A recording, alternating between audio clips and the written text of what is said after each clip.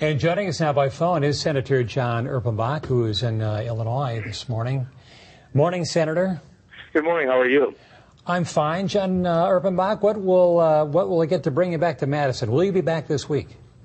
Well, we hope so, but that's totally up to Governor Walker. Again, there's a very legitimate and strong offer on the table that's going to bring the state of Wisconsin back together because we're pretty divided over this, and I would hope that the governor would consider it, but I'm not certain why he wants us to come back and participate in, as he put it, democracy and debate legislation that he says isn't negotiable. I don't know how that's going to work. This whole time, Senator, they've been saying that this is about money, and also it's, we're seeing that it's also about collective bargaining. But what has not really been spoken about a lot lately, until actually you brought this up on our show last week, was about the cuts to Medicaid that could potentially happen if this bill passes. Could you talk more about the impact of what could happen?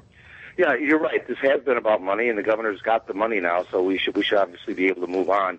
But the Medicaid situation that you're talking about is where the governor basically takes over the Medicaid programs in the state of Wisconsin, whether it's Badger Care, Senior Care, or anybody participating in any sort of Medicaid program. And what happens under this scenario, what the governor wants, that the governor and his cabinet secretary for the Department of Health and Family Services would essentially be able to rewrite the rules when it comes to these programs. For example, who would be eligible, who wouldn't be eligible, that kind of stuff. But he hasn't said one word about what his intentions are other than things need to change.